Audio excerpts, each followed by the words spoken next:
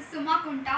Today we will learn about electronic configuration and what are the uses of writing it. Before that, we need to know what is meant by electronic configuration. Here is the definition. Electronic configuration of an element describes how the electrons are distributed to the different atomic orbitals. We can use some standard notations in writing it. Let us take one example. Magnesium. The atomic number of magnesium is 12 and electronic configuration is 1s2, 2s2, 2p6 and 3s2. Here you can take any one of this. 1s2. So 1 will represent the energy level and S will represent the sub level. And the superscript here will represent the number of electrons. The three main terms that we observe in the electronic configuration is the energy level and the sub level and the maximum number, not maximum, the number of electrons that a particular sub level can accommodate. So you can see here also the p sub level present in the second energy level is filled with the 6 electrons and the S sub level present in the third energy level is having 2 electrons. Likewise, we can write the electronic configuration for different elements. And it will be not very difficult, but it will take more time if we write the lengthy electronic configurations. So, the elements that are having the higher atomic numbers will have the lengthy electronic configuration. So, we can use condensed form of writing it. By that we can save the time and it will be very easy for us to learn also. So the two things that we have to keep in mind while writing the condensed notation is the nearest noble gas element and the period to which the element belongs.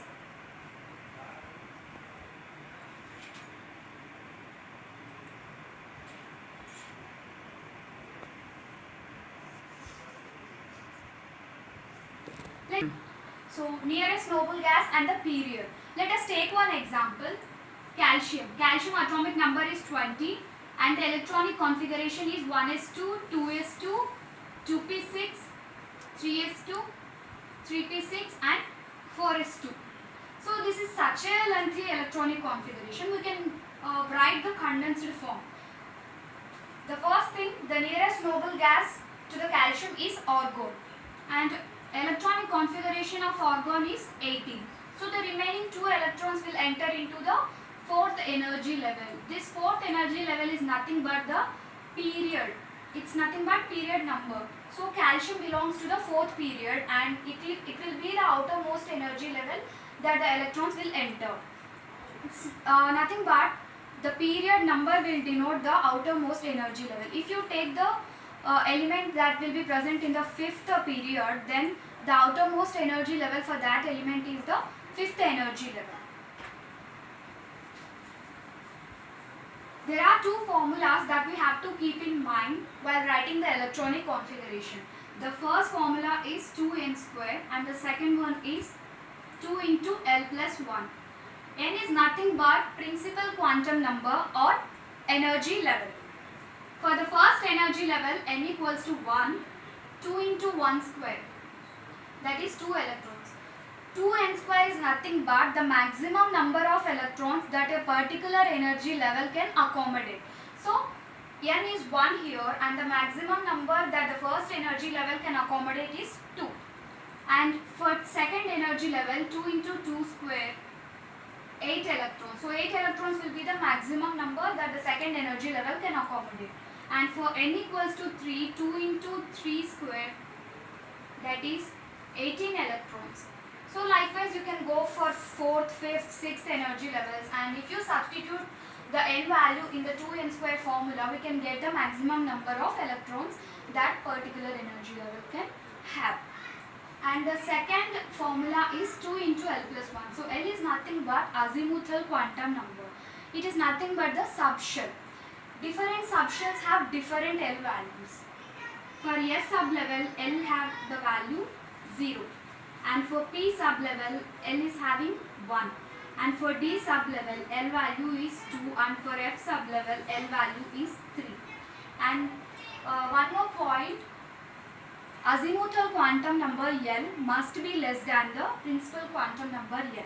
It neither be equal nor be more than the principal quantum number. Here you can see n equals to 1. The first energy level is having only one sublevel, that is S, and second energy level is having two sublevels, that is S and P, and third energy level is having three sublevels, that is S, P and D. S have the value L equals to 0, and here L equals to 0 and L equals to 1, and for the third energy level S value L equals to 0, L equals to 1 and D will be having L equals to 2.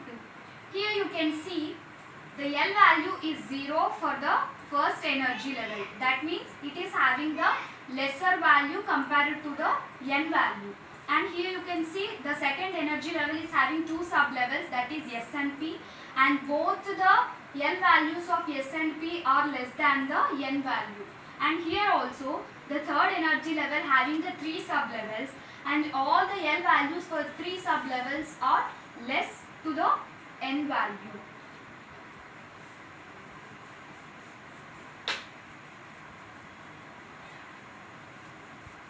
And what are the uses of writing the electronic configuration? By using the electronic configuration, one can determine the valency of that particular element. And interpretation of the atomic spectra is also very useful, and it will be known by using the electronic configuration. And the elements that belongs to the same group will have the same periodic properties because their outermost electronic configuration will have the same number of electrons.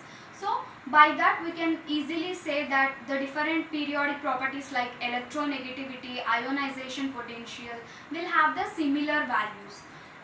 Three uses are there for writing the electronic configuration. One is the valency of element, and second one will be the atomic spectra, and third one is similar periodic properties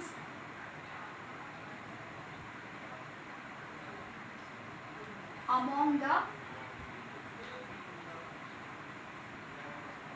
same group elements.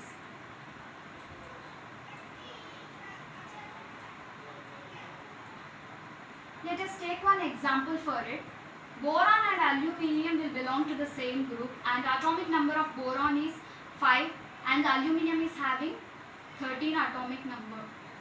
Electronic configuration is 1s2, 2s2, 2p1 for boron, and for aluminium 1s2, 2s2, 2p6, 3s2, 3p1. So the outermost electronic configuration is same, but there is a change in the number of energy level. That is, here third energy level will be the outermost, and here second energy level is the outermost. That's the only difference. And you can see three electrons are the outermost electrons here for boron and for aluminium. So they are having the same outermost electronic configuration, and they belong to the same period, that is they belong to the same group, that is third group, and that's why they are exhibiting the similar periodic properties. Not same, similar means with slight differences periodic properties are almost same. And interpretation of atomic spectra is also beneficial by writing the electronic configuration, and valency of element is very easy to know, and I have mentioned how to determine the valency of an element in the previous video. You can go through that and you will understand how the electronic configuration will play a role in the determination of valency. And if you have any doubts, please mention your doubts in the comment section, and if you like the videos, do share the videos and follow them. Thank you.